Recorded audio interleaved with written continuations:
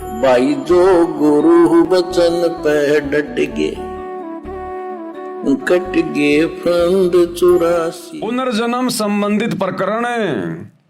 अब मुसलमान धर्म में पुनर्जन्म होता है या नहीं होता है, मुसलमान धर्म की पुस्तकें क्या कह रही है, क्या गवाही दे रही हैं। साफ साफ लिखा हुआ है कि पुनर्जन्म होता है, होता है, होता है। ये शैतान, इस डुप्लीकेट अल्लाह के 21 ब्रह्मांड का अटल नियम है। इससे कोई नहीं बच सकता जब तक सच्चा सतगुरु बाखबर ना मिले।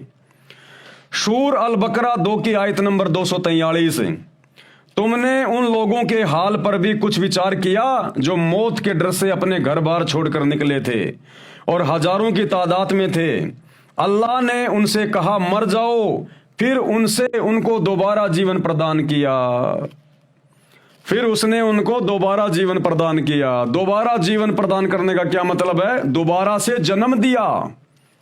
तो पुनर्जन्म हुआ कि नहीं हुआ? तो मुसलमान धर्म के उलेमाओं, झूठे प्रचार को तुम किस आधार पर कह रहे हो ये, और रेफरेंस दे रहे हो अपने धर्म की इन पवित्र पुस्तकों का?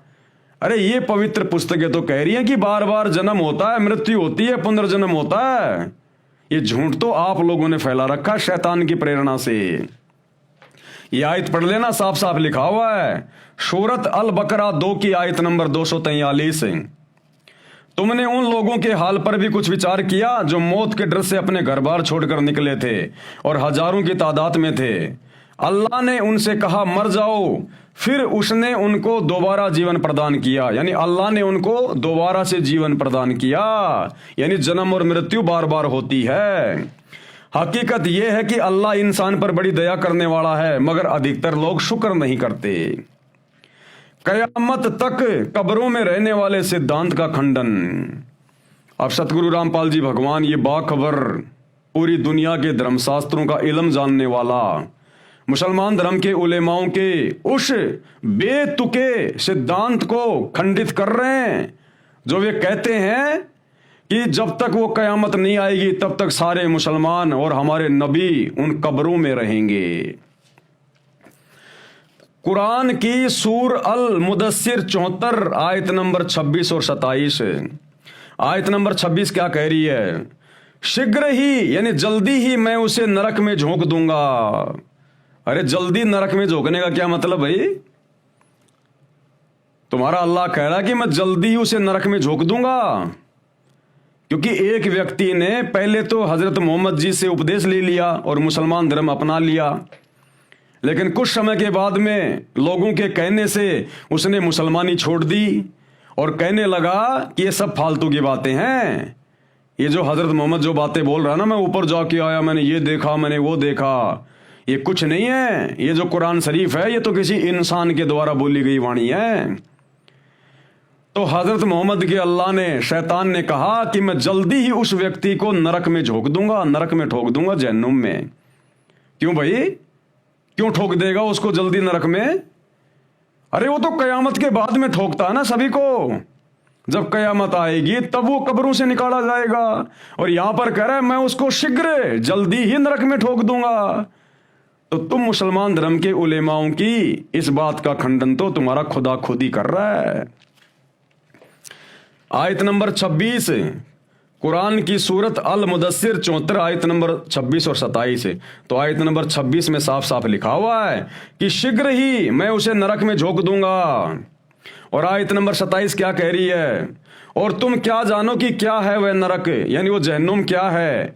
एक वलीद बिन मुगहर नामक व्यक्ति ने पहले तो मुसलमानी स्वीकार की, उसको अच्छे लाभ भी हुए, वह पहले विरोधियों का सरदार था, बाद में हजरत मोहम्मद जी की खिलाफत करने लगा, कुरान को जादू करार देने लगा तथा कहने लगा कि यह तो मानव की बोली हुई वाणी है, यानी यह तो किसी इंसान की बोली हुई वाणी है, अल्लाह की नहीं है। मोहम्मद नबी को जादूगर बताने लगा। तब कुरान ज्ञान देने वाले अल्लाह ने कहा, यानी मुसलमान धर्म के खुदा ने, अल्लाह ने, शैतान ने कहा कि उपरोक्त सूर मुदस्सिर 74 की आयत नंबर 26-27 में कि मैं शीघ्र ही यानी जल्दी ही उसे नरक में झोंक दूंगा, यानी नरक की आग में डाल दूंगा, नरक में भेज दूंगा। क्यों भेज देगा भाई? क्या कुरान का ज्ञान देने वाला कुरान की आयतों के विरुद्ध काम करेगा क्या? भाई तुम मुसलमान धर्म के उलेमा कह रहे हो कि कुरान में लिखा हुआ है, हमारे अल्लाह ने कहा है कि जब वो कयामत का दिन आएगा तब सभी को कब्रों से निकाला जाएगा, और यहां तुम्हारा खुदा, तुम्हारा अल्लाह साफ साफ कह रहा है कि मैं जल्दी शीघ्र ही उसे नरक में ठोक दूंगा। तो भैया तुम्हारा खुदा झूठा है या तुम मुसलमान धर्म के उलेमा झूठे हो? अरे मिल बैठ के मीटिंग करके निर्णय कर लो एक दिन। भाई जो गुरु बचन पे डट गे, कट गे फंद 84 के, कट गे फंद 84 के, कट गे फंद 84 के।